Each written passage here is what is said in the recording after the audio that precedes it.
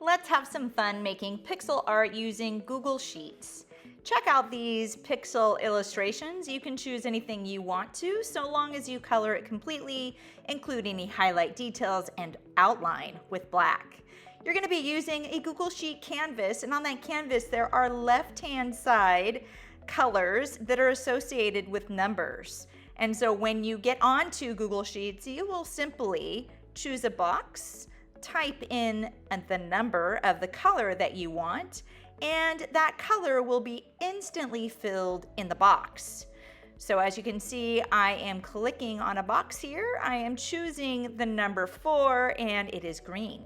So that is what you'll do throughout your entire drawing. You will simply choose your illustration that you'd like to make.